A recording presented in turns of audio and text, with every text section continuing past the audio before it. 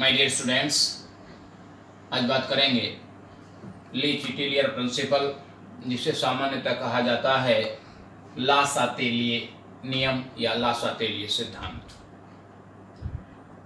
My dear French chemist Henri Louis Le Chatelier ने 1884 में various equilibrium system पर जो फिजिकल फैक्टर हैं सच एज कॉन्सेंट्रेशन, प्रेशर और टेम्परेचर में चेंज का क्या इफेक्ट होता है उसको एनालाइज किया, और जो एनालिसिस किया उस एनालिसिस को एक प्रिंसिपल, एक लॉ के रूप में प्रपोज किया, जिसे कहा जाता है ली चिटेलियर प्रिंसिपल यानी कि ला सातेलिए नियम। क्या है ये? आइए हम इस पर डिस्कस करते हैं।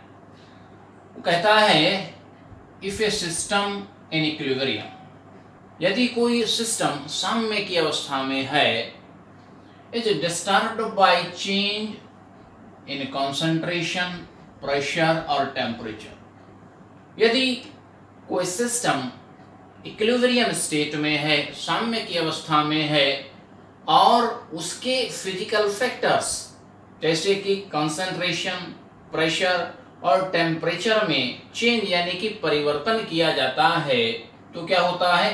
द इक्विलिब्रियम विल रीएडजस्ट इन सच ए वे, जो इक्विलिब्रियम है, जो साम्य है, वह अपने आप को, वह स्वयं को रीएडजस्ट इस प्रकार से व्यवस्थित करता है कि इट में annual the effect of change, कि जो परिवर्तन किया गया है उस परिवर्तन का जो इफेक्ट है वो क्या हो जाए? समाप्त हो जाए, निरस्त हो जाए। यानी कि जो इक्विलिब्रियम है, जो इक्विलिब्रियम सिस्टम है, वो इन फिजिकल फैक्टर्स में किए गए परिवर्तन का, चेंजेस का क्या करता है? अपोज करता है, यानी कि प्रतिरोध करता है। ठीक है, क्या होगा यदि चेंज करेंगे कंसंट्रेशन में? व्हेन रिएक्टेंट और product added a system present in equilibrium, यानी कि किसी भी इक्विलिब्रियम सिस्टम में अगर आप रिएक्टेंट्स या प्रोडक्ट को ऐड करते हैं तो क्या होगा? इक्विलिब्रियम शिफ्ट इन सच ए वे, उस तरफ विस्थापित हो जाएगा, उस डायरेक्शन में शिफ्ट हो जाएगा, दैट सब्सटेंस एडेड में कंज्यूम्ड, यानी जिस डायरेक्शन में शिफ्ट होने पर वो ऐड किया गया सब्सटेंस कंज्यूम यानी कि खर्च हो। अगर हम रिएक्टेंट मिला रहे हैं तो ये फॉरवर्ड डायरेक्शन में चला जाएगा, और अगर प्रोडक्ट की कंसंट्रेशन इंक्रीज कर रहे हैं तो ये बैकवर्ड डायरेक्शन में चला जाएगा, क्योंकि रिएक्टेंट फॉरवर्ड डायरेक्शन में कंज्यूम हो रहा है और प्रोडक्ट बैकवर्ड डायरेक्शन में कंज्यूम हो रहा है। ठीक, क्या होगा अगर चेंज करेंगे प्रेशर में? When pressure is increased, यदि प्रेशर हम इंक्रीज करते हैं किसी भी इक्विलिब्रियम सिस्टम का, then equilibrium shift in the direction in which number of moles are decreased, यानी जिस डायरेक्शन में नंबर ऑफ मोल्स क्या होते हैं? डिक्रीज होते हैं। इसका मीनिंग क्या है कि जिस डायरेक्शन में वॉल्यूम डिक्रीज होता है, क्योंकि जब आप प्रेशर इंक्रीज करेंगे और इक्विलिब्रियम उस डायरेक्शन में शिफ्ट होगा जिस डायरेक्शन में वॉल्यूम डिक्रीज हो रहा है, तो इंक्रीज प्रेशर का जो इफेक्ट है वो क्या हो जाएगा? समाप्त हो जाएगा। ठीक है, अब कोई ऐसा अगर सिस्टम है जहां पे डेल्टा एन की वैल्यू 0 है, यानी नंबर ऑफ मोल ना तो इंक्रीज हो रहा है और ना ही डिक्रीज हो रहा है। ठीक है, तो इस तरह का जो सिस्टम है, equilibrium is not affected by pressure, यानी कि इस तरह का यदि कोई सिस्टम है, जैसे कि आप मान लीजिएगा, हम एक एग्जांपल आप दे सकते हैं, H2 gas plus I2 gas, reversible reaction 2HI gas, यानी one volume hydrogen, one volume iodine से रिएक्ट कर रहा है, कॉम्बिनेशन कर रहा है, और 2 वॉल्यूम क्या बना रहा है? HI। तो यहाँ पे डेल्टा इन की वैल्यू क्या होगी? 2 - 2 यानी कि 0 होगी कि नहीं? 0 होगी। ठीक है, क्योंकि जो रिएक्टेंट हैं वो भी कितने वॉल्यूम हैं, 2 वॉल्यूम है, और जो प्रोडक्ट है वो भी 2 वॉल्यूम है। ठीक है, अब नंबर ऑफ मोल से भी आप लगा सकते हैं, ये कितने मोल है, 2 मोल है, और 1 मोल H2 है और 1 मोल I2 है। तो डेल्टा एन कैसे निकालते हैं, प्रोडक्ट के गैसियस मोल माइनस रिएक्टेंट के गैसियस मोल। ठीक है, ये 2 मोल है, 2 में से 1 + 1 2 माइनस करेंगे, 2 - 2 तो कितना आ जाएगा, 0, यानी यहाँ पे वॉल्यूम चेंज नहीं हो रहा है। तो इस तरह का यदि कोई सिस्टम है तो वो क्या होगा, नॉट अफेक्टेड, वो है प्रेशर में परिवर्तन पर प्रभावित नहीं होता है। ठीक है, अब बात करेंगे टेम्परेचर की। ठीक है, व्हेन टेम्परेचर इंक्रीज करते हैं आप, increase in temperature in equilibrium, यदि साम्य में आप उसका टेम्परेचर क्या कर देते हैं, इंक्रीज कर देते हैं, देन इक्विलिब्रियम शिफ्ट किस डायरेक्शन में शिफ्ट होता है, in the direction in which heat is absorbed. क्योंकि आप टेम्परेचर इंक्रीज कर रहे हैं तो जो सिस्टम है वो उस डायरेक्शन में शिफ्ट होगा जिस डायरेक्शन में हीट क्या हो रही है, एब्जॉर्ब हो रही है। तो उससे क्या होगा कि जो टेम्परेचर आपने इंक्रीज किया उसका जो इफेक्ट है वो क्या हो जाएगा, समाप्त हो जाएगा। ठीक है, क्लियर होगी बात। टेम्परेचर इंक्रीज करेंगे तो उस डायरेक्शन में शिफ्ट होगा इक्विलिब्रियम जिस डायरेक्शन में जाने पर हीट क्या होगी, एब्जॉर्ब होगी, अवशोषित होगी।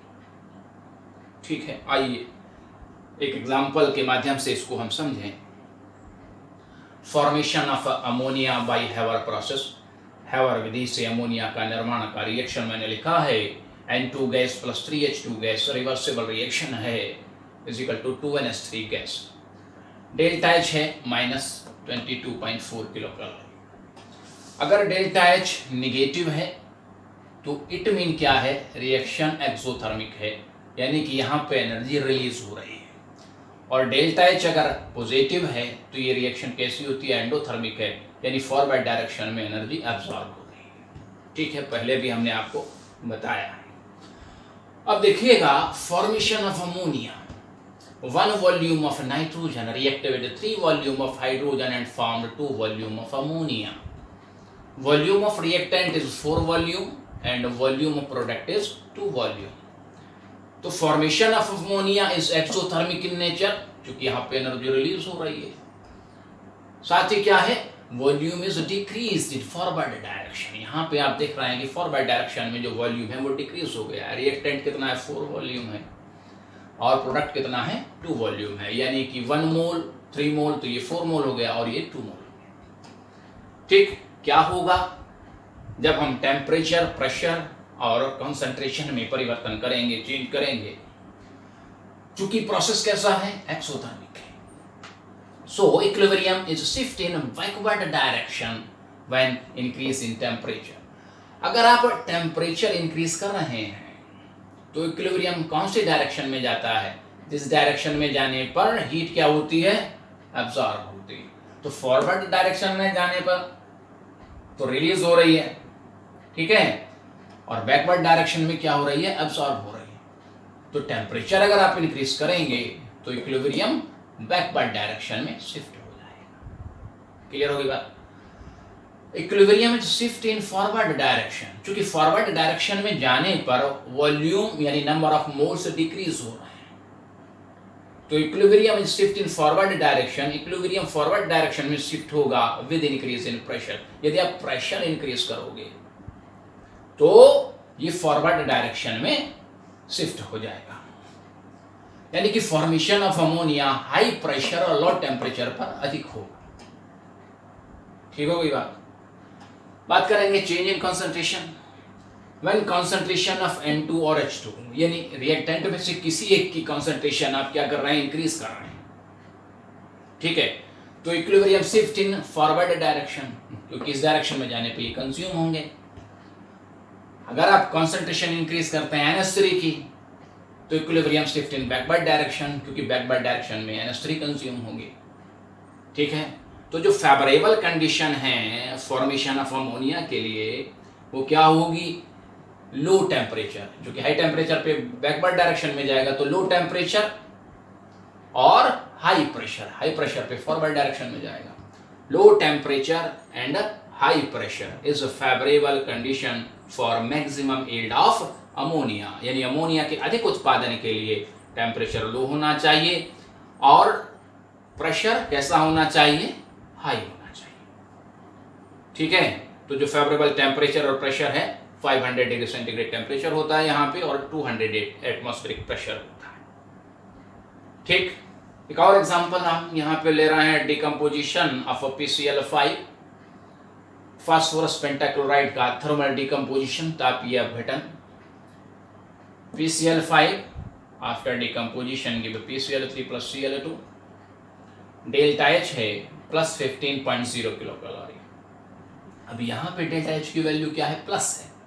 H में क्या है कि जो ये फॉरवर्ड डायरेक्शन में रिएक्शन है ये कैसी है, एंडोथर्मिक है। एंडोथर्मिक का मतलब क्या है, जहां एनर्जी एब्जॉर्ब यानी कि ऊष्मा शोषित, ऊष्मा का अवशोषण हो रहा है। ठीक है, और 1 वॉल्यूम PCl5 का डिकम्पोजिशन हो रहा है, 1 वॉल्यूम PCl3 बन रहा है, 1 वॉल्यूम Cl2 बन रहा है। तो यहाँ पे देखें वॉल्यूम ऑफ रिएक्टेंट है 1 और वॉल्यूम प्रोडक्ट है 2, 1 + 1 2 हो गया। ठीक है, तो decomposition of PCl5 is endothermic in nature. PCl5 का जो वियोजन है वो एंडोथर्मिक है नेचर में, और volume is increase in forward direction. Forward direction में वॉल्यूम क्या रहा है, इंक्रीज हो रहा है। क्या होगा, चेंज करेंगे टेम्परेचर, प्रेशर और कंसंट्रेशन में, तो equilibrium is shift forward direction, equilibrium forward direction में शिफ्ट हो जाएगा विद इंक्रीज इन टेम्परेचर, क्योंकि फॉरवर्ड डायरेक्शन में जाने पे क्या हो रहा है, हीट एब्जॉर्ब हो रही है, और टेम्परेचर इंक्रीज करने पे क्या होगा, उस डायरेक्शन में जाएगा जिधर हीट एब्जॉर्ब होगी। ठीक है, तो equilibrium is shift in forward direction, forward direction में चला जाएगा with increase in temperature. Temperature increase करेंगे तो ये फॉरवर्ड डायरेक्शन में चला जाएगा, अर्थात decomposition of PCl5 is increase, यानी PCl5 का डिकम्पोजिशन देखो होगा। Equilibrium is shift in backward direction with increase in pressure, क्योंकि प्रेशर इंक्रीज करने पे किस डायरेक्शन में जाता है, जिस डायरेक्शन में नंबर ऑफ मोल डिक्रीज हो रहा है।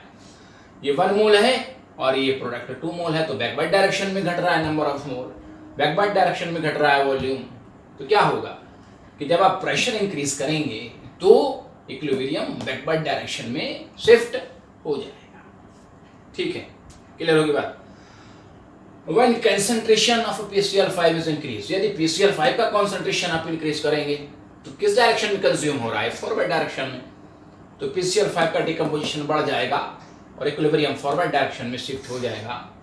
और यदि आप PCl3 और Cl2 का concentration increase कर रहे हैं तो इक्विलिब्रियम बैकवर्ड डायरेक्शन में शिफ्ट हो जाएगा, क्योंकि बैकवर्ड डायरेक्शन में क्या हो रहा है, PCl3 और Cl2 का जो है कंज्यूम हो रहा है, वह खर्च हो रहा है। ठीक है, तो PCl3 और Cl2 इनमें से किसी एक का भी आप कंसंट्रेशन इंक्रीज करेंगे तो इक्विलिब्रियम बैकवर्ड डायरेक्शन में शिफ्ट हो जाएगा। तो इस प्रकार से आप किसी भी इक्विलिब्रियम सिस्टम पर टेम्परेचर, प्रेशर और कंसंट्रेशन चेंज के इफेक्ट को एक्सप्लेन कर सकते हैं। Okay, thank you.